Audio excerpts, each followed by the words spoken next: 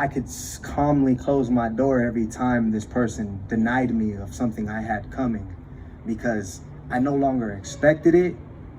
And by that I just mean that I can find peace through other routes. We're talking about prison abolition. I believe in a world that prisons won't exist in anymore. However, you know, we're having a heavy conversation. I feel like it's an evening with me.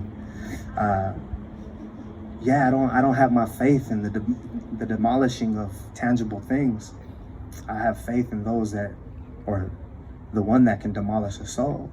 Like, and as much as them COs felt great about telling me to shut the fuck up and get back in my cell, they never killed my soul. Like they could never even do so. And so like, yeah, I don't have an answer. All I know is what keeps me balanced is knowing that anything that happens outside of my body does not dictate what goes on inside. And that's what I need more than anything, for sure.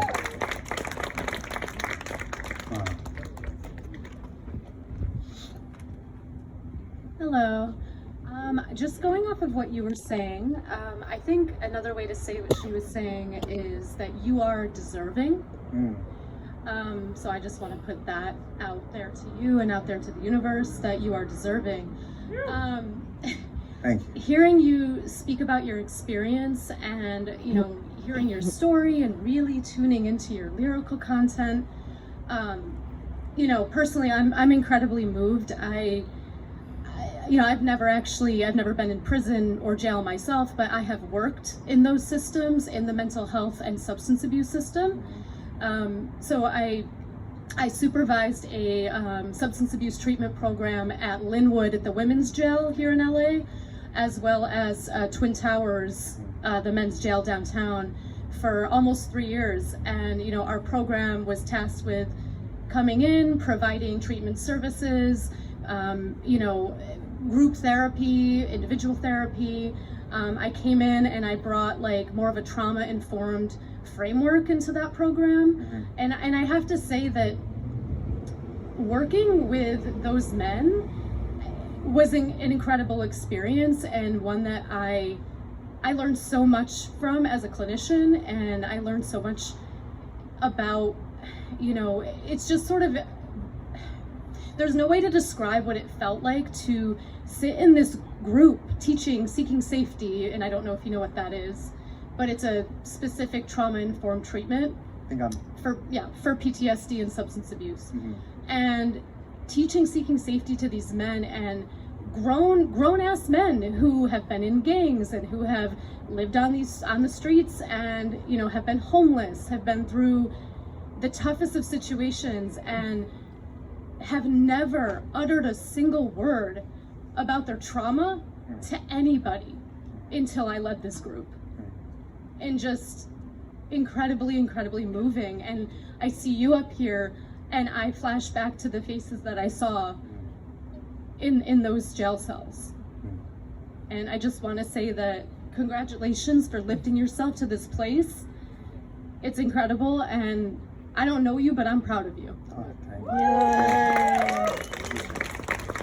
you. So, Another question. if I may just say a little something to that. You know, I think it ties to with the question before the brother brought up, is that one of the most effective things that I felt as I was 16 years old, facing 50 years to life. Yeah, programs sucked. Counselors, there was few that were human. Others were just procedure and protocol. But what was most important that I experienced was that the ones that were rare and that did deal with a lot of red tape and all that, that just by willing to endure that was enough. Like there was times programs did not complete. There was times shows that I would have liked to have put on did not complete. Maybe it was a fight on a yard. Maybe it was a whatever.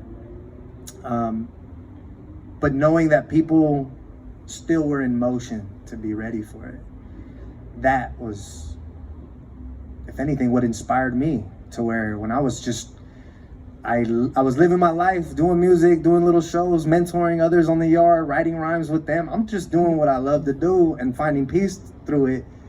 But at the same time, I was preparing, just and ready if anything did show up. And when Common showed up, pulled me up on stage, you know, it solidified that inspiration or that feeling of being ready. And that's all I really need. In other words, like, look, put it this way. I could die tomorrow morning. I could drop right now from a brain aneurysm. I am not in charge of these thoughts. I am not in charge of these neurotransmitters and what the fuck is going on in my brain, right? So I'm just grateful to be present, take this breath, not worry about tomorrow's breath, and really just know that I am in preparation for what tomorrow is. And those that are in preparation with me from a place of love, peace, positivity, I feel connected. If I don't, I need to look around more, you know. And I think that's shit. Since I sat in the juvenile hall cell, I felt like that was the number one case. Like, people don't really look around and see let me rephrase that. I never looked around and seen how much love and support was around me. How many opportunities, in the sense of it might have been through a crack in the wall to be able to go receive a rejuvenating conversation from someone, but it was really on me to get through that crack. And yes, they never gave a manual. No, they never gave no real map. But others have. Books have. People of the past have. You know, I just tie it to that, to never stop that. To never stop being the one that believes tomorrow will be better. I'm saying that from someone who sat in a cell as a lifer, because I came to a point of just choosing to embrace, well, then I'm gonna die here, but I'm gonna die a better someone than who they put in here. And I didn't expect anything else. So that's why it's just, it's a great thing to be here. I'll go with the next question, because I know I'm rambling a bit, but thank you for sharing that. And I'm proud of you too. It seems that life has given you a very interesting relationship with perspective, with the two external examples being confronting the reality that you may spend the rest of your life in jail, and now seeing a pretty viable pathway to success as defined by yourself. And so my question is, what has your own relationship with yourself, seeing yourself against multiple different backgrounds, taught you about perspective and about yourself?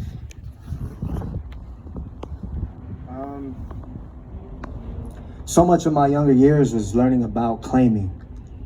I learned it through relationships. 6th grade, I was trying to claim a girl as my lady. She's mine, right? Fight somebody if they look at her. Claiming. My neighborhood, beautiful park, right? Sidewalks, homes, and families walking around. But I wanted to claim it. I wanted to call it mine, that it belonged to me. Where I came with my perspective was to reverse that, to unlearn that. Nothing belongs to me on this earth. And whatever's given, I'm grateful for. I know that pop culture says that could be a nice man that might finish last, but I'm okay with finishing last, like, on this earth. And what I mean by that is that it's gonna just boil down to character. Content is content, you know. Character is where your identity is found, and my perspective I was just able to build on that. At that point, I was up against prison blues that I wore every day. I wasn't up against a CO. I was up against the fact that I walk in a line with my hands around my back, and we're all wearing the same thing. And I felt that it was like such a psychological fuck to do that to every one of us. And to have 10 COs control 500 people on a yard. Like, so many things around me were like, I've never known what I'm actually worth. And we are all bunched up right here not knowing our worth. And someone sees it, just not us. And for me, I was just like, I'm a firm believer of the kingdom of heaven being within my heart. So I knew I just needed to dig deep. I needed to dig in to this ugly place that I once came from. Because when I pulled the trigger and took a life at 16 years old, I chose that. I thought it would make me a man. Every man on this earth has told me violence was king. Up until that point. I wanted to be king. My perspective changed. I'm fine. I'm fine with being a commoner. Don't get me wrong. I hear what you're saying. We're talking to connected people that ain't living like commoners. So how do I feel you, Bobby? And I'm like, well, it's an interesting time we're living in right now, right? I'm happy that if I died tomorrow, I was just a little glimpse of a reminder to get back to that. I'm just trying to participate. Trifecta wanna fuck with me. I'm like, I don't even need a song. I don't even need a feature. That's not what I'm looking for. Drake, sit down, tell me how he's doing. How did his family cope with all this success? How did Cole, relationship wise grow as a father in the middle of his journey, right? Like, what do those dreads truly mean when it comes down to it? Not just an album cover. I'm not looking just for a feature. I've met humans where they said that no humans exist. I come home to meet more humans. That's it. Like, make music, man, that's dope. That's a cherry on top. Be successful at it, God, wow. More than anything, just be an example to my nephews and nieces that what runs through our blood is something more than just pain and trauma. That's it. Like, that's my ultimate goal. And I'm doing that. So, like, what's next? Well, let's get Trifecta on the phone. We'll see. I don't know. Like, you know what I mean? Like, I don't know. I do know I'm ready. And whoever is in your phone right now, and you feel in your heart, man, this reminds me of, or this makes me think of, or hey, I wonder what would happen if I, please do. That's the only thing I've ever asked anyone in a cell to do, is that if you feel compelled, if you feel some type of connection, listen to that. Listen to that. Because I don't know who I'm meant to be sitting in the room with. I didn't know I'd be sitting in the room with Lupe Fiasco or Chris Martin.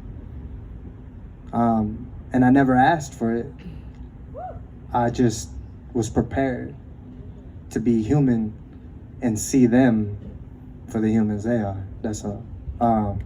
That's my only goal. Let's make music about that. Again, I'm not doing anything new. I just thought, like, when I was a kid and I heard my brother freestyling the craziest things. He'd come home drunk, hickeys on his neck, you know what I mean? Like, he's 14 years old, it's crazy. And my grandma's like, it's middle of the night, lower that radio, and he's over here little Bobby trying to go to sleep, and I'm just like half asleep, like, this is amazing. How are you? And then my grandma's like, lower that damn radio. It's 1 a.m. And he's like, Grandma tripping off the radio. I'm just like, oh my God.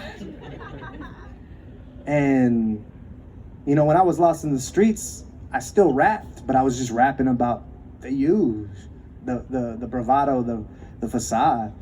And I learned that I started learning through all the other little moments of, like, certain bumper stickers, like, no, you're the only story no one can tell, like, right? Like, I'm like, shit, this shit makes sense. I didn't want to listen to Miss Kelly in 5th grade, but fuck, turns out she's right.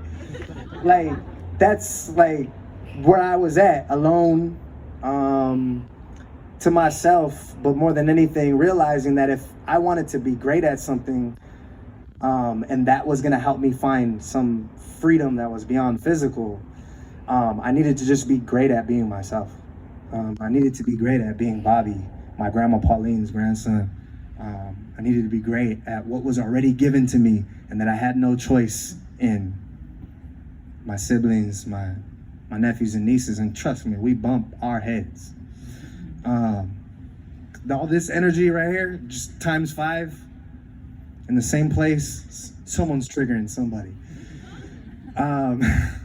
But what was always true, and I feel like we all know this about our own families, whether drama or not. It's like we love each other. We do.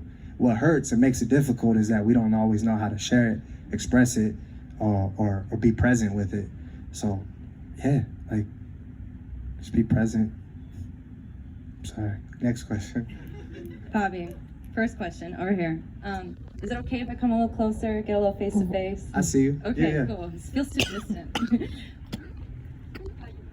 A hug. Oh. Hi. Hi. So you've been to prison, Mhm. and at what point did you decide, or what moment was it where you're like, you looked up to the sky or into your heart and you're like, today's the day I'm gonna forgive myself? When was that? What was that when you're like, I'm gonna do this thing? The moment I went in front of commissioners, former police chiefs, DAs, that we're gonna make a decision on my freedom.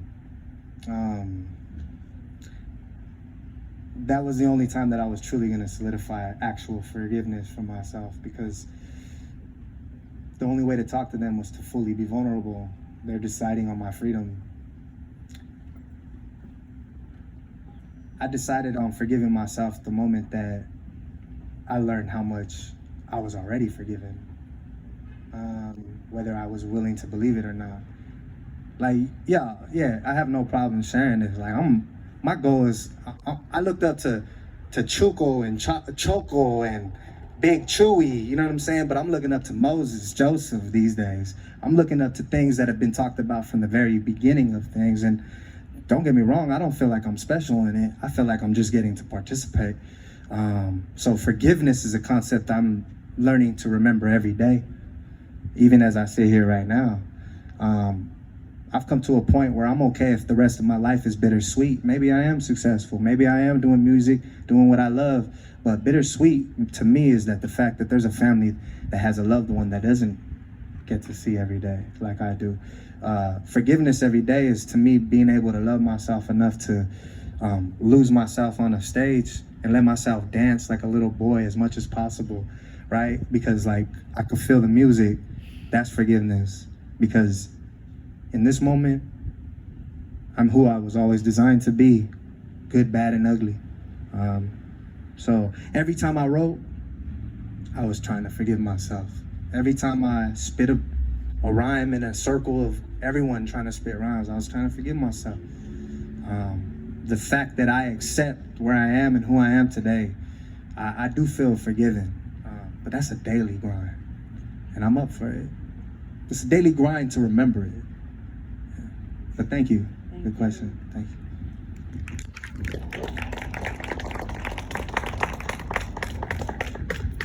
One more. Bobby, I'd love to hear about how you found your inner child, what it was like to meet him again, and how you cultivate that now. Can you raise your hand? Yeah, I'm right here. Where? There you go. Because it's interesting just hearing a voice.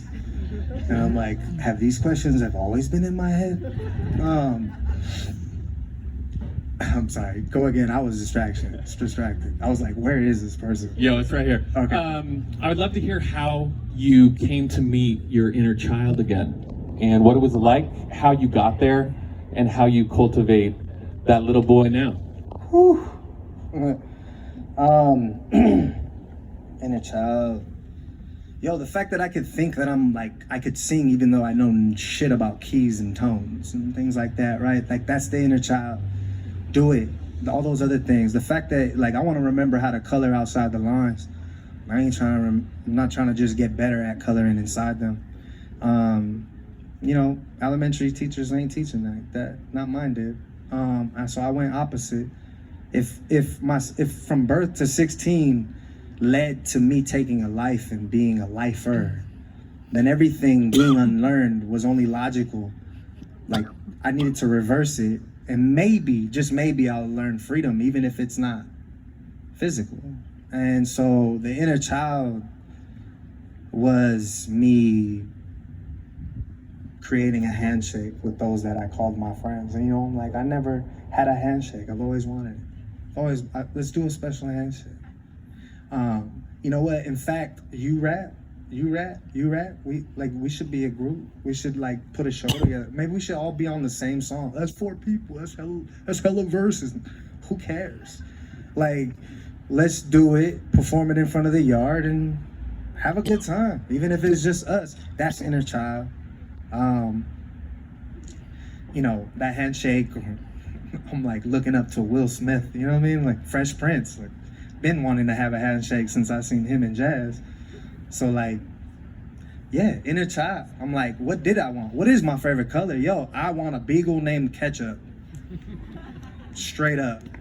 And I still do, and I'm itching to it because I'm like new to this freedom and having an apartment thing, picking up dog shit thing. But yeah, so inner child, again, what is that? You know, we know these things in the sense of what's your favorite color? Wait, what's your favorite sign? What was your favorite movie as a kid? All those is inner child. Those are discussions of the inner child. I've gotten older in a cell and wearing the same clothes every day. So it was a little bit of a mind boggle to look in the mirror and still remember vividly that who's looking in the mirror is still the same person, even though I got older and I got bigger and this cell's getting smaller. And I'm like, I remember you. I remember when grandma felt too firm and it didn't feel like love, bro. And you started holding up, you know, she was too strict. Felt like you didn't belong there. So you gotta come back out though. Gotta open that up. Like grandma didn't mean it like that. She really didn't. And when I think about my great grandmother telling me something like when I was sitting at a table, I used to kick it with 2 old ladies, y'all, at 5 years old. It was deep. That's probably where the writing comes from. But anyways, my point is that I'd be sitting there, you know, child is to be seen, not heard, and I'm overhearing their stress as 75 and 55-year-old women on this earth that, and where my mother comes from, but I never see my mother. So they're my glimpse of my mother. And they used to say some harsh stuff like, you better get it through your head because your mother's never gonna, you know, you better get it through your head because your father's never, whatever. And I came to understand that, man, they were so exhausted. They were so afraid that they were on their way out. And who's gonna be here to hold this family together like they have? And I was the last little boy, the youngest. I'm the youngest to just even be with my grandma. And she was mighty, right? Like she was known as a backbone. I have that, she's here. That's the forgiveness. That's the inner child. That's the knowing that I have my grandma here with me inside.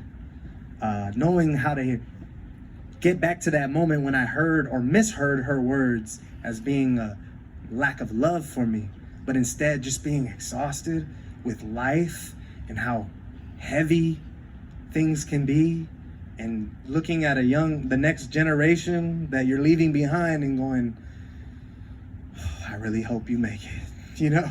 I really hope you make it because you got the odds against you. So that was the moment my inner child was healing. I sat in the corner as a little boy, and I'm long-winded, but I hope y'all are fine. Like,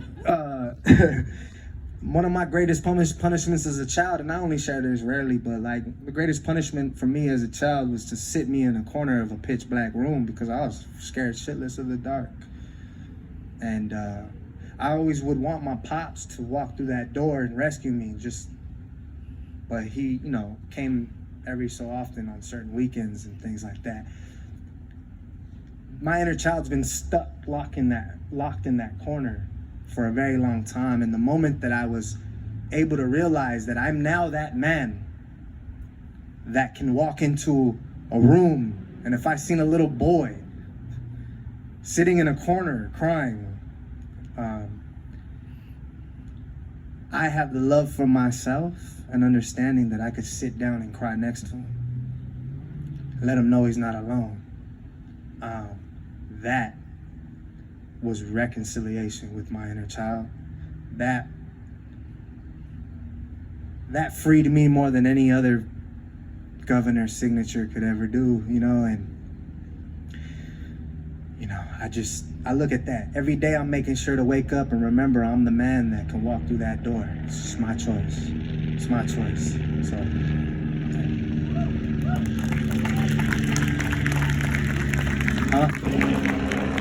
Oh yeah, sure. What? Oh, okay. I was worked out. Helicopter was in the way anyway. We'll be playing the video for you, Time and Space. It's something that we just recently released, the first single off the album. Beautiful. In fact, the last song I performed is the upcoming single coming soon, so please stay attuned. Went back to my old neighborhood, went back to my old childhood home, went back to the places that have held just the dark and harm that I've caused and participated in causing.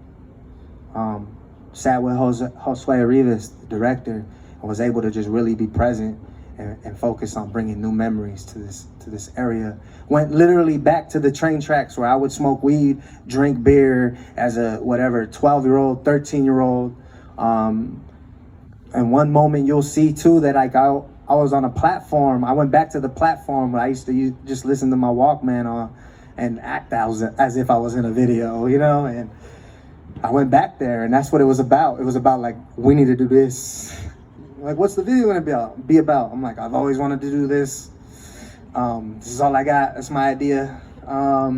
Sitting in front of my old house, you know, even bringing the cameras to the front of the house, asking like, is it cool we film? And there was a kid in there, and he was like, my dad's not here, but I'm sure he'll be fine. And I'm like, this dude's cool. Like, but how exciting it's got to be to grow up in the house, probably even the room that I did, and nothing ever really happening like this. And here he is getting a door knock and like, wait, what? Y'all are doing something kind of cool? Like, all right. I could get like 2-word sentences out of my nephew. So that was a big one. This video, again, has been a part of that healing process for my family. It's something we're going to cherish for the rest of our lives. And of course, on the topic of what can be done and what is next, I'm looking to film more videos. I'm looking to treat them as the healing processes that they can be. I'm willing to go back and invite all those that have been along my path in some way, some form, to be a part of this journey, to continue, because I was never alone, even though I may have felt like it. So please, let me just back up and let this video play. Thank you.